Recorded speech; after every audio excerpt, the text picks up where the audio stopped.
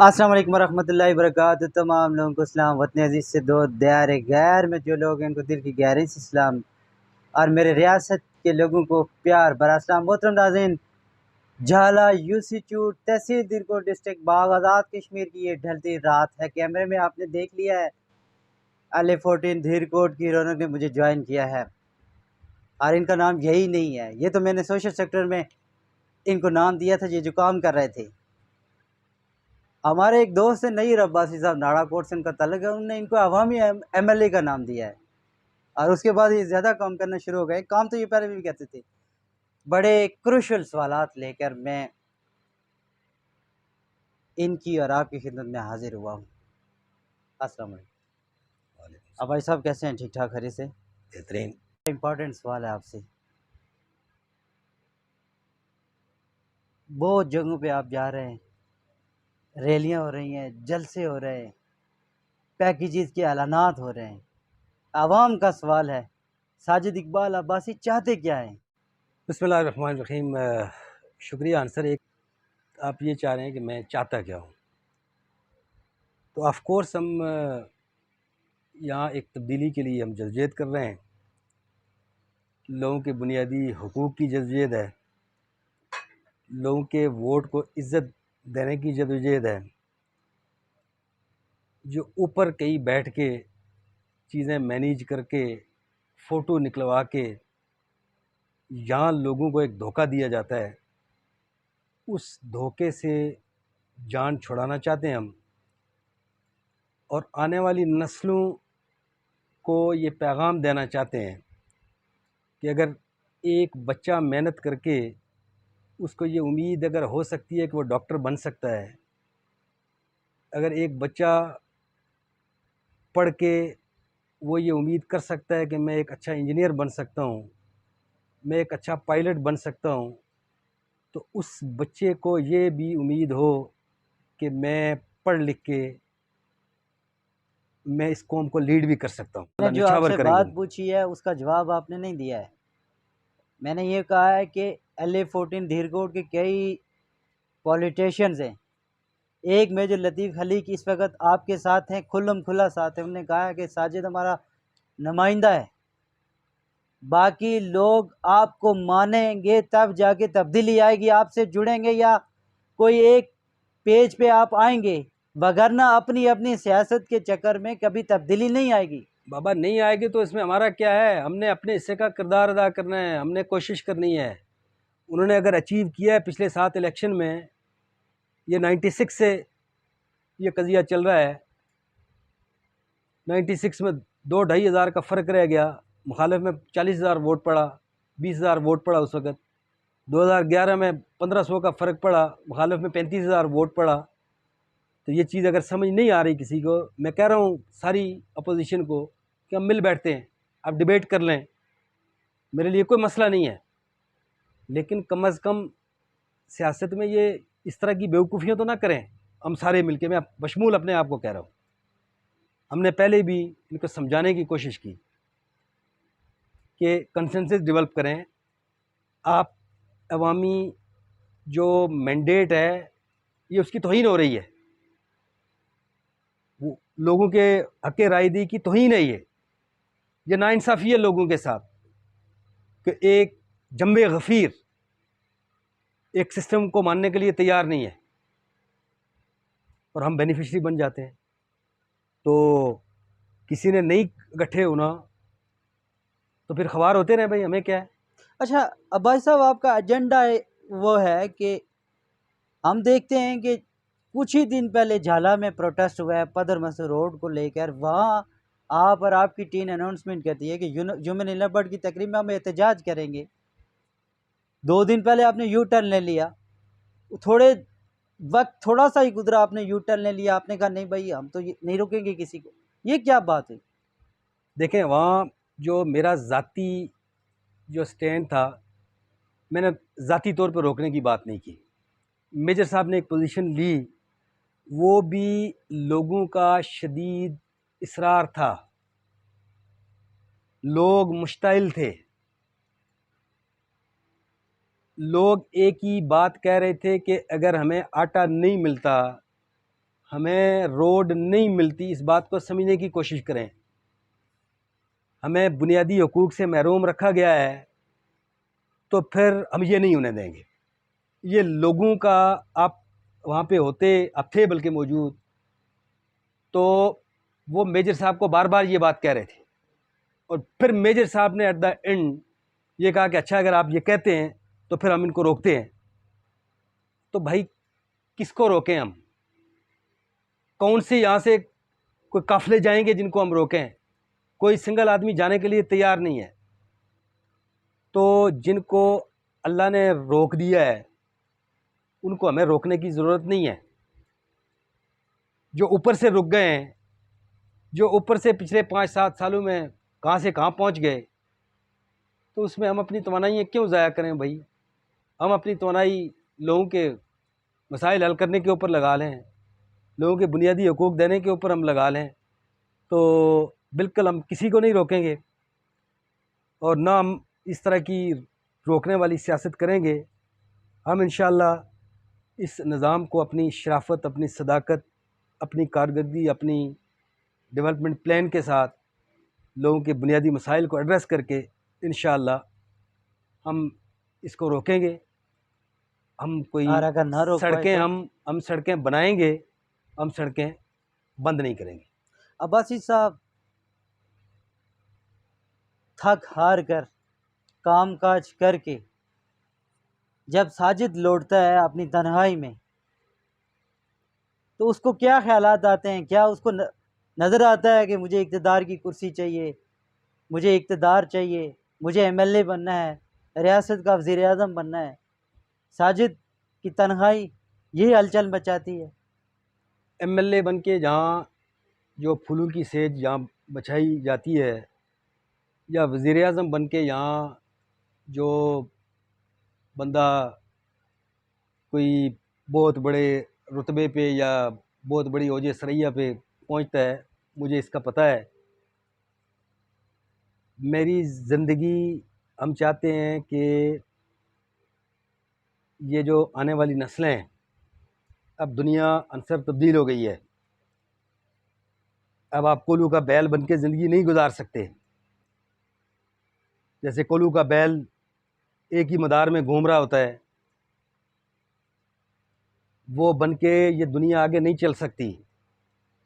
ये बच्चे, अगर आपने इस रियासत के वफ़ादार बनाने हैं और हैं वफ़ादार, इनको मुहिब वतन बनाना है, तो इनको इनकी सलाहियतों के मुताबिक आपको रास्ता देना होगा। आप सांप बन के नहीं बैठ सकते। आप ऊपर से खेल के लोगों के बुनियादी हकूक़ गज़ब करके, वोट का हक छीन के, आप कई और से चीज़ें मैनेज करके आप इक़्तिदार के ऊपर नहीं बैठ सकते। ये बच्चे ये बम बन जाएंगे, पॉलिटिकल बम। इसलिए इन बच्चों को उम्मीद दें। ये बच्चे जो आने वाली नस्लें हैं, इनको रास्ता दें। लीडर अपने नीचे लीडर पैदा करता है। आज मैं एक ऑफ़र करता हूँ, इन बच्चों का कसूर क्या है? मैं एक ऑफ़र करता हूँ, मैं छोड़ देता हूँ इलेक्शन। मुस्लिम कॉन्फ्रेंस अपने किसी वर्कर को दे टिकट यहाँ का, एक मखसूस जगह से इसको निकाल के अपने बच्चों के लिए एक रास्ता बनाए। हम सब कुछ छोड़ने के लिए तैयार हैं। हम पीछे हट जाएंगे, हम बिल्कुल उसकी पुष्ट क्या पे आके मतलब खड़े हो आपको जाएंगे। लगता है कि सरदार अतीक इमरान खान साहब का खेल खत्म हो चुका है, तो वो किसी और को टिकट देंगे? बाबा वो तो मंजे हुए सियासी खेल खिलाड़ी क्यों हैं। खत्म हो? लीडर अपने नीचे, मैं आप कह रहा सरदार हूँ, अतीक साहब लीडर को पैदा लीडर ही नहीं करता है। मानते हैं। लीडर अपने नीचे बच्चों को वो लीडिंग रोल देता है। क्यों मखसूस घराने, क्यों हम एक कोलू का बैल बन के लोगों को हमने साथ मिलाने की कोशिश करते हैं? भाई ये किस चीज़ की कमी है इन बच्चों में? इस नई नस्ल में किस चीज़ की कमी है? यकीन जानिए, मैं, हमारे पास वहाँ कई बच्चे जाते हैं, तो मुझे उनको देख के उनकी तालीम, उनका कॉन्फिडेंस, उनकी उनकी कम्युनिकेशन स्किल, उनकी सलाहियतें, तो यकीन जाने मुझे इतना अफसोस होता है कि ये लोग मायूस होके, सारे दरवाजे बंद होते हैं। हम तो भाई जिसको अपनी ज़बान में कहते हैं रुल खुल के आगे बढ़े ना, तो भाई जो अच्छी तालीम यहाँ पे एक वालिद देता है उसके लिए कोई रास्ता नहीं है यहाँ अपने बच्चों के लिए। मुस्लिम कॉन्फ्रेंस, कोई नया चेहरा कोई उन्होंने मुतारफ़ करवाया हो? अब तो 15-20 साल से बेचारे खुद ही हम पैदल हुए देखते हैं हुए। कि यूसी चूड़ में राजा तबारी गली आए हैं, नया चेहरा है, पुराना तो नहीं। जी काफ़ी नए हैं वो। यार पॉलिटिशियंस LA14 धीरकोट के अपनी अपनी जगहों पे लड़े, फिर भी आप इलेक्शन लड़ेंगे? जैसा कि आप कह रहे हैं कि हम पार्टीज को कह रहे हैं कि भाई हम सर जोड़ के बैठते हैं, हम तब्दीली चाहते हैं, वो लोग आपकी बात नहीं मानते हैं, फिर भी साजिद इकबाल अब्बासी मैदान में आएगा, मुकाबला करेगा। इलेक्शन लड़वाना, मैं आपको जो बेसिक लाइन बता रहा हूँ, बेसिक लाइन ये है कि हम लोगों के अंदर जाएंगे, हम अपने हिस्से का किरदार अदा कर रहे हैं, ये किरदार हम अदा करते रहेंगे।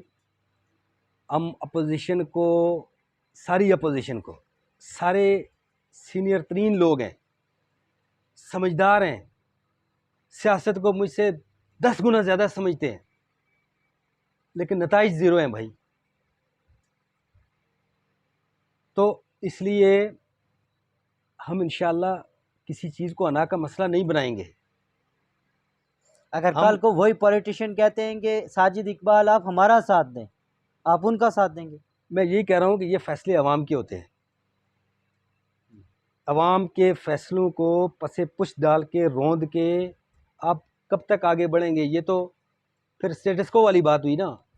तो ये अवाम का फ़ैसला है, ये पॉलिटिकल पोल हैं, आप देख लें उनको क्या कह रहे हैं, लोगों का मिजाज क्या कह रहा है। इलेक्शन कोई खेल तमाशा नहीं है, ये कोई ज़ाती तशहीर का मामला नहीं है, ये कोई ज़ाती मफाद का मामला नहीं है, ये कोई इसको मजाक मजाक में हम नहीं करेंगे, ये लोगों की नुमाइंदगी का मसला है। अच्छा, एक सवाल छोड़े जा रहा हूँ जी आवाम के लिए, क्या साजिद इकबाल अब्बासी की बातें आपको दुरुस्त लगती हैं? क्या साजिद इकबाल अब्बासी को इलेक्शन लड़ना चाहिए? क्या साजिद इकबाल अब्बासी जो तब्दीली चाहते हैं, जो वो क्राइटेरिया बता रहे हैं, क्या वो सही है? अब ये कहते हैं कि अवाम की उमंगों के मुताबिक फ़ैसला होना चाहिए। क्या अवाम ये चाहते हैं कि LA14 धीरकोट में साजिद इकबाल अब्बासी साहब सरार अतीक अहमद खान साहब के मद्मुकाबिल आए? आ चुके हैं, चूँकि हर यूसी में LA14 धीरकोट की हर यूसी में साजिद इकबाल अब्बासी का कोई ना कोई प्रोजेक्ट चल रहा है।